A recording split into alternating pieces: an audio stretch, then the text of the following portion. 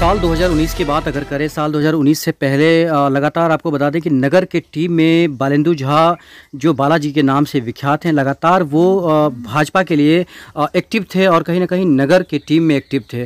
उसके बाद अगर बात करें तो 2019 के करीब वो मीडिया से भी जुड़े थे और कुछ दिनों के लिए मीडिया में भी वो एक्टिव थे। खासकर आपको बता दें कि इसके बाद जब लोकसभा चुनाव आया, वो गोपाल जी ठाकुर के नज़दीक आए और उनके लिए बहुत ज़्यादा मतलब उन्होंने मेहनत किया, उनके लिए बहुत ज़्यादा काम किया उन्होंने। और फिर एक तरफ से मतलब अगर बातें करें ना, तो गोपाल जी ठाकुर का एक मतलब बहुत ज़्यादा एक स्तंभ जो कहते हैं ना, मजबूत स्तंभ बनकर बालेंदु झा बालाजी दरभंगा में आए। खासकर देख सकते हैं ये जो तस्वीर है ना बालेंदु झा का गोपाल जी ठाकुर के साथ, ये बहुत बड़ा तस्वीर सामने आता है। और एक बात बता दें कि इससे पहले जो अध्यक्ष थे युवा के दरभंगा जिला के जो युवा के अध्यक्ष थे निर्भया भारद्वाज की अगर बात करें तो वो बताया जाता है कि जाले के विधायक जीवेश मिश्रा के आदमी थे, उनके ही मतलब खासकर कार्यकर्ता थे, ऐसा बताया गया है। लेकिन ये भी एक यहाँ पर सामंजस्य, जो सामने बालेंदु झा बालाजी हैं वो गोपाल जी ठाकुर के काफ़ी करीब हैं, काफ़ी करीब मतलब बहुत ज़्यादा करीब, और वो इस बार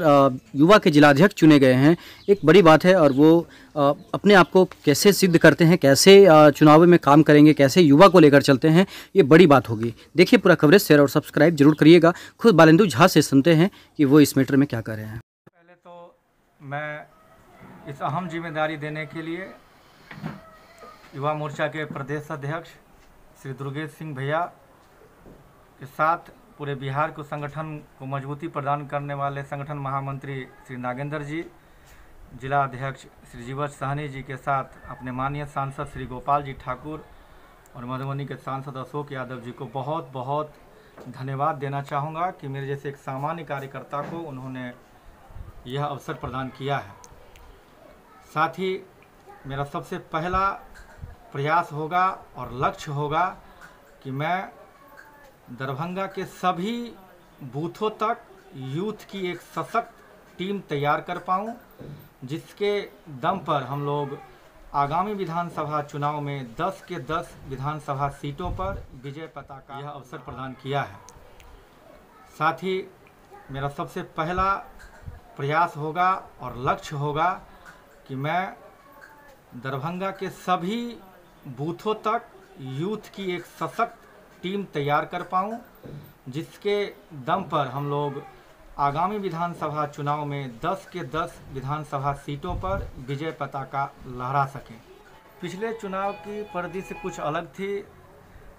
गठबंधन टूट चुका था, समीकरण टूटा था और बहुत कम मार्जिनों से बहुत सीट पर हम लोगों ने चुनाव हारे थे। इस बार समीकरण कुछ और है और साथ ही नरेंद्र मोदी जी के विकास के किए गए कार्य, बिहार सरकार के किए गए कार्य, दरभंगा के माननीय सांसद के द्वारा किए गए कार्य, लगातार दरभंगा शहर में कई विकासात्मक कार्य हुए हैं। लोगों को उम्मीद जगी है कि जल्द एयरपोर्ट से उड़ान भरेंगे, जल्द एम्स का सुविधा दरभंगा में प्राप्त होगा, जल्द ही जाम की समस्या से निदान मिलेगा और बहुत सारे ऐसे काम हैं और बहुत सारे कामों के प्रति लोगों को उम्मीद जगी है कि बहुत जल्द हम लोग विकासात्मक बदलाव मिथिला सहित दरभंगा में देखने को मिलेगा। तो मुझे पूरी उम्मीद है कि इन कामों के वजह से आगामी विधानसभा चुनाव में भाजपा सहित एनडीए की पूरी टीम को निश्चित रूप से दरभंगा में फ़ायदा मिलेगा और 10 के 10 सीट जीतने में हम सभी कामयाब होंगे।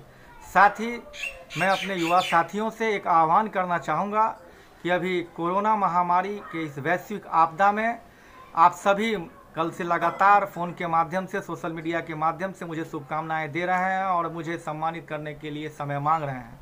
मैं आप सभी युवा साथियों से हाथ जोड़कर विनती करता हूं कि आप इस सम्मान के कार्यक्रम को न करके मुझे सम्मानित करने के लिए जो आप प्रयास करेंगे, उस प्रयास को आप देश को सम्मान को बढ़ाने के लिए पीएम केयर फंड में योगदान दें। मैं समझूंगा आपका पीएम केयर फंड में दिया गया योगदान मुझे सम्मान के रूप में प्राप्त हुआ है। मैं आप सभी युवा साथियों से विनती के रूप में, अपने सम्मान के रूप में पीएम केयर फंड में योगदान के लिए आह्वान करता हूं, अपील करता हूं।